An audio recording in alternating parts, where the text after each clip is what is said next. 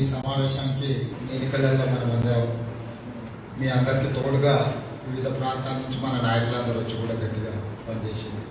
ఎన్నికల సందర్భంలో ఇక హడావిడి ఉండే సరే ఫలితాలు అనేటివి మనకు తెలుసు, అన్ని రకాల ప్రయత్నం చేసి ఇప్పుడు సీఎం నామినేషన్ రిజెక్షన్ కామెంట్ మొదలు చాలామంది చేసి చాలా అద్భుతంగా మీటింగులు జరిగినాయి. చాలా వరకు మనం 50 డివిజన్లలో 50 మీటింగ్లు చేసిన నేను 6 రోజులలో 50 మీటింగ్లు కూడా బాగా జరిగినాయి. ప్రజలు చాలా పాజిటివ్ ఉండే, కానీ పోలింగ్లకు వచ్చినప్పుడు కొంత వాతావరణం మార్పు రావడానికి దాన్ని మల్రెడ్డి గారు చెప్పినట్టు ఒకటి భావోద్వేగం, 2 మనం సంపూర్ణమైన విశ్వాసం కల్పించాల్సిన సందర్భం ఉండే. అది మనకు తెలియకుంటేనే కేసీఆర్ ఏం చేసిందంటే మనల్ని వర్ణం చేసి పెట్టాడు. మీరు మాకే కూడా మీరు కాంగ్రెస్ చేసిన కూడా మీరు వాడు చెప్పుకోలేదు. అంటే మనం ఉంటామని నెత్తినోరు కొట్టుకొని మేము లేదు కేసీఆర్తో కొట్లాడుతామని చెప్తే కూడా నమ్మనంత గట్టిగా ప్రచారం చేసాం. దానికి కారణం ఏంటి? ఆయన చేతిలో టీవీలు, పేపర్లు ఇతరత్ర ఉండడం, బీజేపీ వాళ్ళు కూడా సోషల్ మీడియాని ఇంకోటి అన్ని అబద్ధాలు చెప్పుకుంటూ పోవడంతో ఏమైందంటే కేసీఆర్ను గట్టిగా దెబ్బ కొట్టాలనుకున్న దగ్గరగా 6 ఏళ్ళు మనం కష్టపడ్డ ఫలితం పంట చేతికొచ్చినప్పుడు కళ్ళకి వెళ్ళి కుప్ప దొంగ చెప్పుకోపోయినట్టుగా మనకు ఈ 6 సంవత్సరాలు మనం చేసిన శ్రమ తాత్కాలికంగా కొంత బీజేపీకి ఉపయోగపడి ఉండొచ్చు. అదేం పెద్ద అంశం కాదు. ప్రధానంగా ఇక్కడ ఉన్న మిత్రులు నేను కోరేది ఒకటే, మనందరం కలిసి ఉంటే అధికారులు కావచ్చు, కార్పొరేటర్లు కావచ్చు, లేకపోతే మంత్రులు కావచ్చు, ఎవరైనా మనం చెప్పింది చేయాల్సిన పరిస్థితి కల్పించవచ్చు. ఇప్పటివరకు మనకి ఏ డివిజన్లో ఎవరున్నారు, ఏ డివిజన్ నుంచి ఎవరు పనిచేస్తారు, ఎవరు పనిచేయరు, ఎవరి పరిస్థితి ఏంటి అనేది ఎన్నికల కంటే ముందు మనకు కొంత అవగాహన లేదు.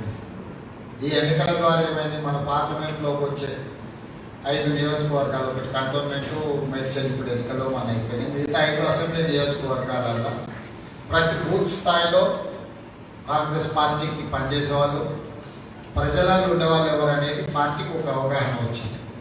డివిజన్ స్థాయిలో కూడా నాయకులు ఎవరు, బాధ్యత పార్టీ కోసం పనిచేసే వాళ్ళు ఎవరు, ఒకవేళ అవకాశం రాకపోయినా కూడా పార్టీ అవకాశం ఇచ్చిన వాళ్ళకి పనిచేసిన వాళ్ళు ఎవరు, లేకపోతే అందులో ఏమన్నా లోటుపాట్లు ఉన్నాయో మాకు తెలుసు. కొన్నిసార్లు మేము అనకపోయినా సమాచారం అయితే మా దగ్గర ఉంది. ఇక్కడున్న మిత్రులను కోరేది ఏంటంటే చాలామంది పోటీ పడ్డ మీకు పార్టీ అవకాశం ఇచ్చింది, కార్పొరేట్ నిరాశతో కూడా ఉండొచ్చు. సరే, అవకాశం రావడంలో బాధలు అవి వాళ్ళని అర్థం చేసుకోవచ్చు. అవకాశం వచ్చిన మీకు అన్ని రకాలుగా పార్టీ వైపు నుంచి వివిధ ప్రాంతాల నుంచి కూడా మన నాయకులను, కార్యకర్తల్ని బూత్ స్థాయి వరకు పనిచేయించడం, మేము చేతనైన కాడ కొంత సాయం చేయడం, మీరు కూడా చాలా వరకు రూపాయి కష్టపడి జమ చేసుకునే కూడా ఎన్నికలలో ఖర్చు ఫలితాలు అనుకూలించాలి. అట్లానే మనం వదిలేస్తే అవకాశం రానోళ్ళు ప్రజలలో కొంతకాలం పనిచేయలేదంటే అర్థం. కానీ అవకాశం వచ్చినా మనం పనిచేయకపోతే మాత్రం మనం చాలా ఘోర తప్పిదం చేసిన వాళ్ళమైతాము. మీకు నేనున్నా, మీరు ఎవ్వరి గురించి ఆలోచన చేయాల్సిన పని లేదు. ఏ అవసరం వచ్చినా, ఏ నాటికైనా, ఎప్పుడైనా, ఏ సమయమైనా 100% మీరందరూ నా కుటుంబ సభ్యులు, నేను మీ కుటుంబ సభ్యుల్ని. మీ కష్టాలలో, మీ సుఖాలలో, మీ కొట్లాటలో మీకు అందరికీ అండదండగా నేను ఉంటాను. ఎవ్వరు అదైనా సరే, ఎన్నికల ఫలితాలు పాజిటివ్ ఉండాలనుకున్నాం, ప్రయత్నం చేసినాం. కొన్ని అయితే 100% గెలుస్తామని నేను నమ్మినవి కూడా మీరు కాదు. నాయకుడిగా నాకు కూడా కొన్ని అవగాహన ఉంటాయి. కొన్ని దగ్గరలో ఫలితం వస్తుంది, కొన్ని దగ్గర రాదు, కొన్ని దగ్గర 100% గెలుస్తాం అనుకున్న దగ్గర కూడా మార్జిన్లలో ఓడిపోయినవి ఉన్నాయి. సో ఇట్లాంటి రకరకాల సమస్యలు ఎన్ని ఉన్నాయి. క్షేత్రం మాత్రం మనం వదలొద్దు. ఇవాళ మనకు పార్లమెంట్ నియోజకవర్గంలో మనకు అనుకుని ఉన్నదంటే ఇప్పుడు మొత్తం మనం ఒక 50 డివిజన్లకు సంబంధించిన అంటే 1/3 జిహెచ్ఎంసీ 150లో 50 అనుకోండి ఇక్కడ ఉన్నాడు. అంటే 1/3 మన చేతిలో ఉంది. మనం నిజంగా మన ఓట్లు వేసిన వాళ్ళకి మనకి ఏ నోళ్ళ సంగతి తెచ్చిపెట్టి మన ఓట్లు వేసిన వాళ్ళకైతే మనం జవాబుదారీగా ఉండాల్సిన బాధ్యత అవుతుంది కదా నైతికంగా. పార్టీ మనకు అవకాశం ఇచ్చినప్పుడు పార్టీ జెండా మోయాల్సిన బాధ్యత ఉన్నది. మనల్ని నమ్మి విశ్వసించి మన ఓట్లు వేసిన వాళ్ళ కోసం అందుబాటులో ఉండాల్సిన బాధ్యత కూడా మన మీద ఉన్నది. కాబట్టి ఇక్కడ ఉన్న మిత్రులారా, మీరు ఏదైనా పదవి లేదనే బాధ ఉండొచ్చు, కానీ పని చేయడానికి ఇవేమీ అర్థం కావు. అన్ని రకాలుగా అధికారుల మీద ఒత్తిడి తీసుకొచ్చి ప్రజల సమస్యలు పరిష్కరించడానికి అన్ని రకాలుగా మనం అందరం కష్టపడి పనిచేద్దాము. ఈ పార్లమెంట్ కార్యాలయం నిత్యం పనిచేస్తుంది. 10 నుంచి 5 గంటల వరకు ఇక్కడ ఆఫీసులో సిబ్బంది కావాల్సిన వాళ్ళు అందరూ ఉంటారు.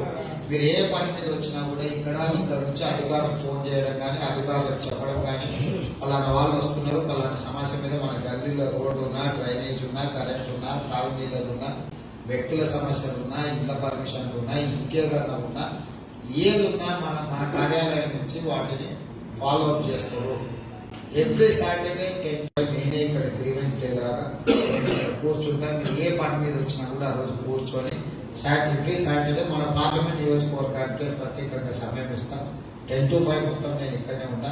మన డివిజన్లలో ఎక్కడ ఏ సమస్య ఉన్నా మీరు అధికారుల దగ్గరికి వెళ్ళండి. 1-2 సార్లు నేను చెప్పిన తర్వాత 3వ మీరు ఎత్తున్నారంటే ఎంపీ గారికి సంబంధించిన వాళ్ళని గుర్తుపడతారు, పార్టీ నాయకులను గుర్తుపడతారు, పని చేస్తారు. పని చేయకపోతే అక్కడ నుంచి ఇక్కడ ఉంటే మన పిఏలకు ఫోన్ చేస్తే ఇమ్మీడియట్గా వాళ్ళకి చెప్తారు. మీరు వెళ్లే ముందు ఒకసారి మన ఆఫీస్ ఫోన్ నెంబర్ కూడా నోట్ చేసుకోండి.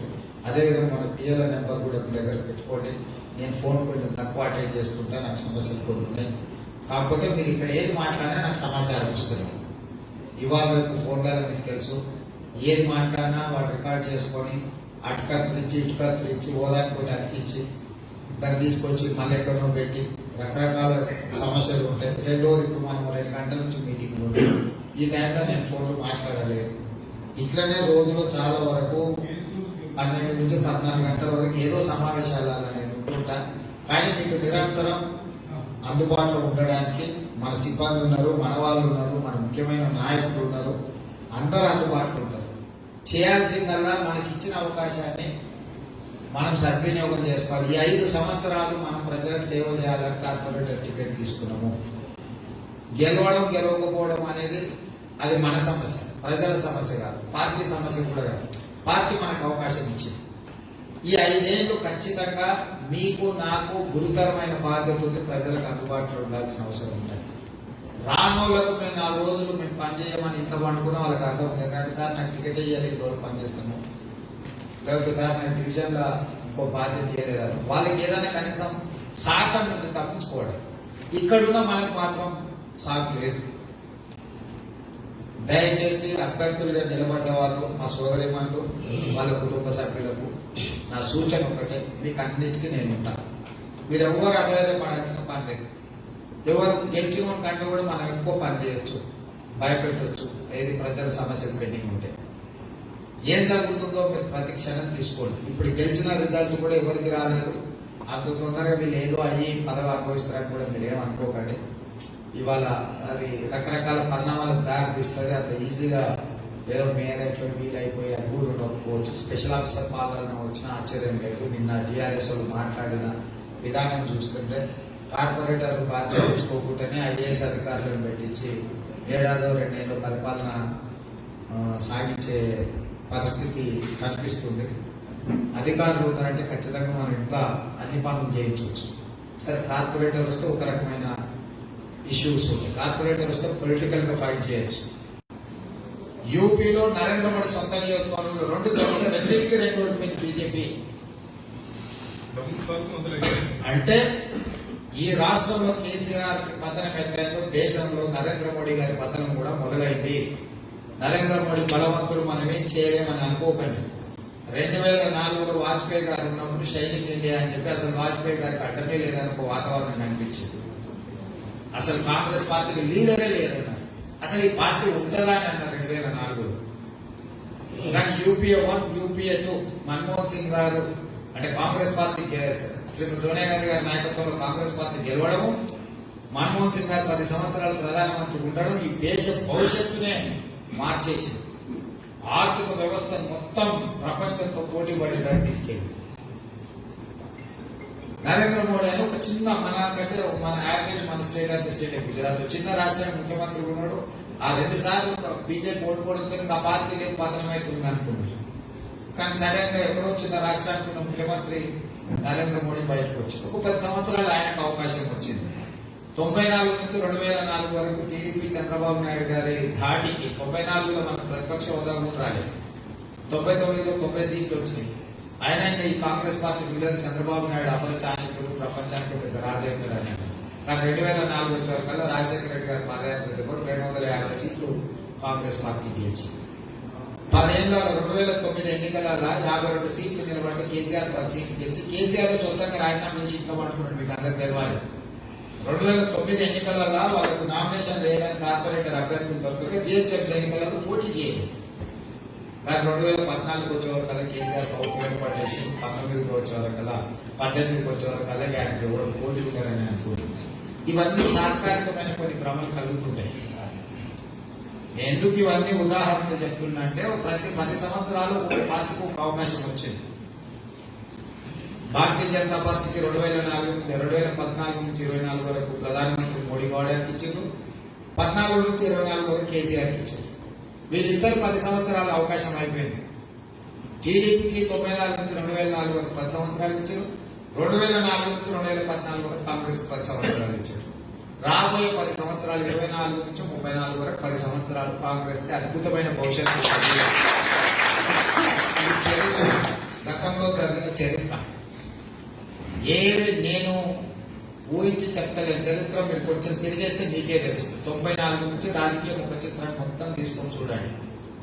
ఎంత బలమైన నాయకులను 10 సంవత్సరాల నుంచి నిలబడలేదు. మోడీ, కేసీఆర్ అంతకంటే అతిథులే. కాంగ్రెస్ పార్టీ అధికారులు ఉంటే నువ్వు ఎందుకు చేస్తావు, జవాబుదారితో పని ఎందుకు చేస్తారో అని అధికారుల మీద ఒత్తిడి తీసుకురావచ్చు.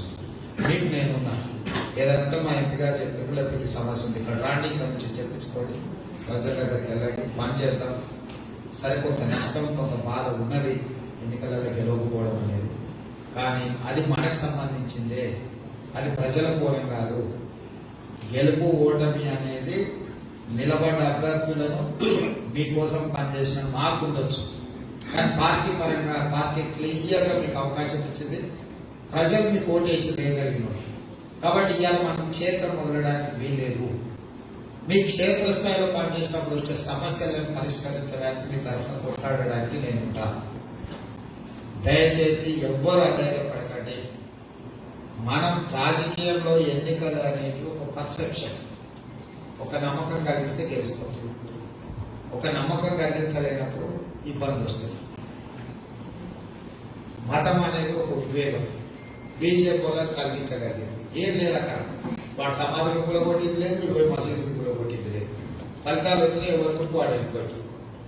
ఇంకా వాళ్ళ మోడీ రాడా, అమిత్ షా రాడు ఇక్కడ దిక్కు. అంటే జరిగిన చర్చలన్నీ కూడా ఎంఐఎం అయినా బీజేపీ అయినా ఒక రకమైన భావోద్వేగం. వాళ్ళకు 45 వాళ్ళకి వచ్చినాయి, వీళ్ళ 45 వీళ్ళకి వచ్చినాయి. ఎవరు బిర్యానీ వానికి, ఎవరు బీరు వానికి దొరికింది, ఎవరి ఇంటికి వాడు వెళ్ళిపోయినా అన్నట్టు ఇప్పుడు ఎన్నికల ఫలితాలు కావాలి. ఇప్పుడు ఎవడు మళ్ళీ అసలు విషయం ఎవడు మాట్లాడతలేడు. అంటే ఆ ఎన్నికలు వచ్చినప్పుడు వాళ్ళు వ్యూహాత్మకంగా ఒక ఎత్తుగడేసి కొంత వాతావరణాన్ని సృష్టించి రాజకీయ తాత్కాలిక ప్రయోజనం పొందింది. సరే, ఇట్లాంటి ఎన్నో ఉంటాయి. మీకు ఒక ఉదాహరణ చెప్తున్నా. ప్రతి సందులో బీజేపీ వాళ్ళు మాకు మోడీ ఉన్నాడు, మా నాయకుడు మోడీ, అసలు మోడీకి ఎదురే లేదు అని చెప్తున్నారు. కిందనే ఫలితాలు వచ్చిన వారణాసి అంటే నరేంద్ర మోడీ గారు ఎంపీగా ప్రాతినిధ్యం వహిస్తున్న నియోజకవర్గం. మల్కాజ్గిరికి రేవంత్ రెడ్డి ఎట్లనో వారణాసికి నరేంద్ర మోడీ గారు అట్లా. ఆ నియోజకవర్గంలో 2 ఎమ్మెల్సీ ఎన్నికలు జరిగింది. ఒకటి పట్టభద్రులది, రెండవది టీచర్. రెండిట్లలో బీజేపీ అభ్యర్థులు ఓడిపోయింది. నిన్ననే రిజల్ట్ మీరు కావాలని. నరేంద్ర మోడీ ప్రాతినిధ్యం వహిస్తున్న పార్లమెంటు ప్రధానమంత్రి ఎక్కడైతే ఎంపీగా ఉన్నాడో ఆ నియోజకవర్గంలో నిన్న 2 ఎమ్మెల్సీ ఎన్నికల ఫలితాలు వచ్చినాయి. ఒకటి టీచర్లది, రెండవది పట్టభద్రులది. రెండిట్లలో భారతీయ జనతా పార్టీ ఓడిపోయి సమాజ్వాదీ పార్టీ గెలిచింది. అంతకంటే కొంచెం వెనకెళ్తే 81 సీట్లలో దాదాపు 78 సీట్లు బీజేపీ గెలిచింది. కానీ కరెక్ట్ సంవత్సరంన్నర తిరిగే లోపల నరేంద్ర మోడీ సొంత నియోజకవర్గం, మీరు ఈ పక్కన ఆ పక్కన చెప్పదలుచుకోవాలి. మహారాష్ట్రలో 5 ఎమ్మెల్సీ ఎన్నికలు జరిగితే 4 బీజేపీ వాజ్పేయి గారి కంటే చరిష్మా ఉన్నోళ్ళు గారు, చంద్రబాబు నాయుడు, రాజశేఖర రెడ్డి కంటే గొప్ప నాయకులు గారు. అంటే పాలకపక్షం ప్రతిపక్షం నుండి మళ్ళీ ఇటు తిరిగినప్పుడు. సో ఇప్పుడు కూడా నేను అనేది ఏంటంటే, ఈ 3 ఏళ్ళు మీరు కష్టపడుతుంది. 100% మనకు మంచి రోజులు వస్తుంది. మిమ్మల్ని కాపాడుకునే బాధ్యత నాది. మీకు ఏ కష్టం ఉన్నా ఇవాళ ప్రజలకు అండగా ఉండండి. ఇంతకు 10 ఇంతలు తిరిగి పార్టీ మళ్ళీ మీకు అవకాశం ఇచ్చే రోజు వస్తుంది. ఇక ఈ పార్టీ పరిస్థితి బాగాలేదనో, ఓ 4 కార్పొరేటర్లు ఎక్కువ తక్కువ గెలిస్తే ఏదో జరిగిపోయిందనో కానీ ఏం పెట్టుకోకండి. ఎన్నో రకాలు జరిగి ఎన్నో అద్భుతాలు జరిగాయి. ఆఖరి ఉదాహరణ 2009 నుంచి 2014 తెలంగాణలో ఏ ఎన్నికలు జరిగినా టీఆర్ఎస్ గెలిచింది. ఆంధ్రప్రదేశ్లో ఏ ఎన్నికలు జరిగినా జగన్మోహన్ రెడ్డి గెలిచింది. జగన్మోహన్ రెడ్డి ఒక పార్లమెంటు 5,26,000 గెలిచింది కడప ఉప ఎన్నికలు. కానీ 2014 వచ్చేటప్పటికి జగన్మోహన్ రెడ్డి రాలేదు. చంద్రబాబు నాయుడు అప్పటికి అన్ని సీట్లలో 18% నుంచి ఓట్లు రాలేదు. ఆ అన్ని ఎన్నికలు 9 నుంచి 14 వరకు తెలుగుదేశం పార్టీ 72 సీట్లలో పోటీ చేస్తే ఎక్కడ 18% నుంచి ఓట్లు రాలేదు, ఎక్కడ డిపాజిట్ రాలేదు. కానీ 14 వచ్చేటప్పటికి రాష్ట్రానికి ఎవరు ముఖ్యమంత్రి కావాలనే పోటీ మొదలైనప్పుడు ఆటోమేటిక్గా చంద్రబాబు నాయుడు గారిని అక్కడ ప్రజలు గెలిపించారు. 5 ఏళ్ళు ముఖ్యమంత్రి ఉండి ఎన్ని చేసినా మరోసారి ఎవరు ముఖ్యమంత్రి కావాలనుకున్నాడు, ప్రజలు జగన్మోహన్ రెడ్డి కావాలనుకున్నారు. ఎవరు ఊరు పేరు లేని వాళ్ళకి టికెట్ ఇస్తే, ఉపాధి హామీ కూలీలకు కూడా పార్లమెంట్ టికెట్ ఇస్తే లక్షల మెజార్టీతో గెలిచింది. సురేష్ అనే ఎంపీ ఉన్నాడు కదా, బాపట్ల ఎంపీ సురేష్, ఆయన రోజు ఉపాధి హామీ కూలికి పోయినాడు. ఆయన కార్యక్రమానికి 3 అన్నదమ్ములు. కార్యక్రమంలో వచ్చిన పార్టీస్తే అక్కడ తగలబెట్టి పోలీసులు లేదా అక్రమ కేసు పెట్టి వాళ్ళు ఇంటికి పోయి జగన్మోహన్ రెడ్డి పలకరించి ఇది చేసినప్పుడు అప్పుడు జగన్మోహన్ రెడ్డి చెప్పేసి నేను చూసుకుంటలే ఆయన వాళ్ళ మదర్కి. తర్వాత ఆయన పార్లమెంట్ టికెట్ ఇచ్చింది. ఆయన కట్టాల్సిన 25,000 నామినేషన్ డబ్బులు కూడా జగన్మోహన్ రెడ్డి ఇచ్చింది. అంటే ఆ 25,000 కూడా 25,000 కూడా సురేష్ దగ్గర లేవు. అట్లా 8 మంది ఎంపీలు గెలిచారు, 150 మంది ఎమ్మెల్యేలు గెలిచారు. అంటే ప్రజలు ఎన్నికలు వచ్చినప్పుడు ఎవరు ముఖ్యమంత్రి కావాలని పర్సన్ సెంట్రిక్ పాలిటిక్స్ అని, ఈ దేశానికి ప్రధానమంత్రి ఎవరు కావాలనుకున్నాడు, మోడీ కావాలని అనుకున్నారు. వేసి 2 అవకాశాలు ఇచ్చారు. ఇది అయిపోయింది. ఆయన టర్మ్ ఆయన చేయగలిగింది చేయలేదు ప్రజలకు స్పష్టత వచ్చింది. ఈ రాష్ట్రానికి ముఖ్యమంత్రి ఎవరు ఉండాలనుకున్నారు. 2 సార్లు కేసీఆర్కి అవకాశం ఇచ్చింది, చూసింది. ఇంకా అయిపోయింది. రేపు వచ్చేటప్పటికి బండి సంజయ్ ఉండాలన్నా, కేటీఆర్ ఉండాలన్నా, లేకపోతే కాంగ్రెస్ ఎవరు ఉండాలని ఈ 3 మధ్యలో చర్చ జరిగిన పబ్లిక్ ఆటోమేటిక్ గా పర్సన్ సెంట్రిక్ పోలరైజేషన్ జరుగుతుంది. 23లో కాంగ్రెస్ పార్టీ టికెట్ దొరికిన వాడు అలా అదృష్టవంతుడు అవుతుంది. ఈరోజు నాకు విశ్వాసం ఉంది. నేను ఒక 40 సంవత్సరాల రాజకీయ ముఖ చిత్రాన్ని స్టడీ చేసి మీకు చెప్తున్నాను. ఎన్టీ రామారావు 82, 84లో గెలిచిన తర్వాత కాంగ్రెస్ పార్టీ ఉండనే ఉండదని చెప్పారు. అసలు అర్థం కూడా అసలు ఎన్టీ రామారావు చూడడానికి అసలు ఉండదని. 89లో మరిచెన్నారెడ్డి వచ్చి 6 నెలల్లో తిరిగేసి కొడితే అన్ని ₹2 మంచి మంచి స్కీములు తెచ్చినా కూడా ఏమి నిలబడలేదు. తిరిగేసి కొడితే లేచిపోయింది పార్టీ. అంటే ఎందుకు చెప్తున్నామని అంటే ఈ రోజు ఉన్న భావోద్వేగము ఇంకో రోజు ఉండదు. హుజూర్ నగర్ లో టీఆర్ఎస్ గెలిచినప్పుడు ఈ రాష్ట్రంలో కేసీఆర్కే ఆడడం లేదు అనుకున్నారు. అవునా? మనం ఓటు పోయి కేసీఆర్ గెలిచినప్పుడు టీఆర్ఎస్ అసలు పోటీ లేదు, కేసీఆర్ అడిగేటోడే లేడు, కట్టేటోడే లేడు అన్నారు. దుబాకలు అట్లా జరిగింది, ఇక్కడ ఇట్లా జరిగింది. నేను కొడంగల్ ఓడిపోయినప్పుడు రేవంత్ రెడ్డి అయిపోయింది, ఇంకా మళ్ళీ ఎవరు కూడా ఇవ్వడాలి. మళ్ళీ మల్కాజ్కి రాని మీరే పనికి ఎక్కించుకొని నిజాలు పోసి 3 నెలలు. సో నేను అనేది ఏంటంటే ఆ సందర్భం వచ్చినప్పుడు ఎవరు ఉండాలనే నిర్ణయం అయితే ప్రజలకు అభ్యర్థులు చూస్తలేరు. సో ఈ సందర్భంలో కేసీఆర్ కొట్టడానికి అమిత్ షా, నరేంద్ర మోడీ దిగిరి ఏదో పొడి చేస్తారు ఇలా అనుకొని బీజేపీ ఓటేసారు. ఇక్కడ మీ తప్పిదం లేదు, మీ ప్రయత్నం లోపం లేదు. మీరు ఎవరు మేము ప్రయత్నం చక్కగా చేయలేదో, ఖర్చు తక్కువ పెట్టాము, ఎక్కువ ఏమో మీరు ఖర్చులతో నేను సంబంధం లేదు. టీఆర్ఎస్ మీకంటే 5 అంతలు ఎక్కువ పెట్టారు, గెలిచిరా అంతే కదా. 5 అంతలు ఎక్కువ పెట్టారు. ఇక మీరు పెట్టిన యావరేజ్ 500 టైమ్స్ ఎక్కువ పెట్టారు. ఖర్చే కొలబద్ద అయితే అన్ని టీఆర్ఎస్ గెలుచుంటారు. సో ఇక్కడ అవన్నీ కూడా సెకండరీ, ప్రైమరీ కాదు. వాళ్ళు ఏమనుకున్నారంటే అరే ఇప్పుడు మరీ అరాచకంగా చేస్తున్నాడు, ఈయనను కొట్టాలంటే పోయి వస్తాదేదో దిగిన కొట్టేటట్టున్నాడు, ఈయన మాటలు చూస్తుంటాను అవకాశం వచ్చింది. అనే కొట్టాడు తట్టకుండా జరుపుకుని మళ్ళీ ఎవడెక్కడో అక్కడ ఊరికి వెళ్ళిపోయారు వచ్చిన వాళ్ళందరూ. కాబట్టి ఇక్కడ ఉండేది మనమే, క్షేత్రంలో ఉండేది మనమే లోకల్గా మీరు సరైన విధంగా మీరు పార్టీ కార్యకర్తలు కాపాడుకుంటూ ప్రజల సమస్యలు, ప్రజలు ఏదైనా ఇష్యూ వస్తే అడ్రస్ చేయాలి, పోయిరా. అది నైతిక బాధ్యత. దీన్ని దృష్టిలో పెట్టుకొని మనం ముందుకు వెళ్తాం. ఏది ఉన్నా నేను ఉంటా. నేను ఒకటే మాట చెప్పడానికి వచ్చిన ఈరోజు ఓడిపోయిన మమ్మల్ని ఎవరు అడగలేదు, లేకపోతే చెప్పలేదు, మేము కలవకపోతుంది, లేకపోతే అన్న గుర్తుపడతాడో లేదో, ఇవన్నీ గొర్రెలకేం తీసాయి. మీరందరూ నా కుటుంబ సభ్యులు. మీకు ఏ కష్టం వచ్చినా నేను అండగుంటా. కష్టం కాదు, మీకు ఏ మంచి చెడ్డ సంతోషం దుఃఖం ఏదున్నా నాతో పంచుకుంటాను. కొట్టాక ప్రజలకు అందుబాటులో ఉన్నాయి. మీరు ఏం లేదు, ప్రజలకు కనిపించుకుంటే తిరగండి. మీరు మొగ చాటాక ప్రజల మొహం చాటేయాలి. మన ఓటేగా మీరెందుకు మొహం చాటేస్తే మనమే కూడా తీసుకోవాలి. ఇలాంటి చాలా వరకు ఫిల్టర్ చేసి అన్ని రకాలుగా కొలబద్ద పెట్టి 10 మందికి ఉపయోగపడే టికెట్ ఇచ్చిన మనం ఎవ్వరు దగ్గర డబ్బులు నేను లేకపోతే ఏదో ఇంకేదో ఉందని మనం ఎవరికి ఇయ్యలేదు. కాంగ్రెస్ మిగతా రకరకాల ఈక్వేషన్ చూసాం. ఈ మనిషి గెలిచినా ఉన్న ప్రజలకు అందుబాటులో ఉంటాడా ఈ మనిషి కాంగ్రెస్ పార్టీకి జెండా మోస్తాడా లేదా పిలిచి కొంతమంది అడగకపోయినా పిలుచుకొని మీరు చేయండి అని చెప్పి కూడా కొంతమంది పిలిచి టికెట్ ఇచ్చారు. సో మనల్ని అడగడానికి పైన కూడా ఎవరిని అంటారు.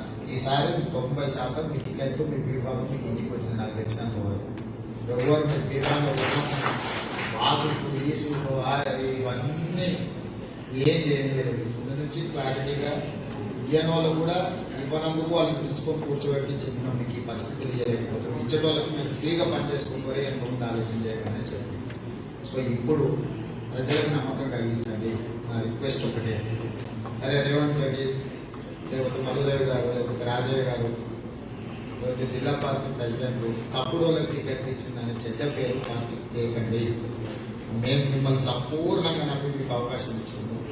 సరే గెలిచినాము ఓడినాము, కానీ మేము చేసిన నిర్ణయం తప్పనే పరిస్థితి తీసుకురండి. దయచేసి నా రిక్వెస్ట్ ఒకటి, ఫైనల్గా నేను మిమ్మల్ని రిక్వెస్ట్ చేసేది ఒకే ఒకటి, అరే కాంగ్రెస్ పార్టీ తప్పు నిర్ణయం తీసుకున్నారా గడికి ఇచ్చేది ఈయనకి ఇస్తే బాగుండే పరిస్థితి తీసుకురాకండి. గెలవండి పోరండి, ఇంకా అది వేరు. మనం పోగొట్టుకొని ఉండొచ్చు, ఏదైనా ఉండొచ్చు, అది మన వరకే. ప్రజల కోణంలో పార్టీ తప్పు చేసిందన్న పరిస్థితి తీసుకురాకండి. మనం సర్వశక్తులు ఎన్నికలు మనం సర్వశక్తులు ఓడినాం, ఫలితం వచ్చింది రాదు. ప్రజల మధ్యలో పోయేటప్పుడు కూడా వాళ్ళ సమస్యలు పరిష్కరించడానికి సర్వశక్తులు ఓడుతారు. కొన్ని పరిష్కారం అయితే కొన్ని కావు, దానివల్ల మీ తప్పేం లేదు. కానీ మీకు టికెట్ ఇవ్వడమే పార్టీ చేసిన తప్పు అనే పరిస్థితి మాత్రం దయచేసి తీసుకురాకండి. మీకు మంచి చెడ్డ ఏదంటే నాకు చెప్పండి, మనందరం కూర్చున్నాం, మాట్లాడుకుందాం, పరిష్కరించుకుందాం. అన్నిటికీ మీకు అందుబాటులో ఉంటాయి. ఈ ఆఫీస్ ఎప్పుడు మీకు అందుబాటులో ఉంటుంది. ఇక్కడ నాయకులు ఉంటారు, సిబ్బంది ఉంటారు. ఎవ్రీ సాటర్డే జనవరి 1 తర్వాత ఎవ్రీ సాటర్డే 10 to 5 నేను ఇక్కడ మీకు అందుబాటులో ఉంటా. మిగతా రోజులలో మీరు ఏది వచ్చినా ఇక్కడ నుంచి ఫోన్ చేయించుకోవచ్చు, పని చేయించుకోవచ్చు. ప్రజలకు అందుబాటులో ఉండండి. మనందరం కలిసి పని చేద్దాం, పార్టీ గౌరవాన్ని పెంచుదాం. రిజల్ట్ మీకు వచ్చినా అప్పుడు వచ్చినా ఇక్కడ ఓడిలో ఎదుర్కొన్నప్పుడే మన నాయకులు, మన కార్యకర్తలు కాదు. మన పార్టీ అవకాశం ఇచ్చిందంటే మన నాయకులుగా మనకు ప్రమోషన్ ఇచ్చారు. మనమే లీడ్ చేయాలి. మన లీడర్స్ మనమే కన్ఫ్యూజ్ అయిపోయి మనమే అటు ఇటు గందరగోళానికి లోనైతే పార్టీకి నష్టం, మనల్ని నమ్ముకున్న వాళ్ళకి నష్టం, మనకు నష్టం. అల్లు మూసుకొని తెచ్చిన 5 ఏళ్ళు అయిపోతుంది. అదేం పెద్ద 16 ఎన్నికలు మన జరిగినట్టే ఉన్నాయి. మీకు అందరూ కొంతమంది నిలబడదాం అనుకున్న వాళ్ళకు వాటికి తిరిగే లోపల రేపటి ఎన్నికలు కూడా ఫాస్ట్గా రావచ్చు. జమిలీ అంటున్నా అంటే అన్ని కట్టగలిపి ఒక దగ్గరికి వస్తాం. జమిలీ ఎన్నికలు అంటే అసెంబ్లీ పార్లమెంటే కాదు, అన్ని ఉన్న వ్యవస్థలన్నీ ఒకటేసారి ఎలక్షన్ కలుగుతాయి. ఇవన్నీ లేచిపోయి 5 ఏళ్ళు 2 ఏళ్ళ కొద్ది అంటే జమిలీ అనేది ఓన్లీ అసెంబ్లీ పార్లమెంట్ కోసం కానీ రాష్ట్రంలో దేశంలో ఎన్నికలే ఉండదు. ఉన్న ఎన్నికలన్నీ ఒకటేసారి పెట్టేస్తాం అనేది జమిలీ అర్థం.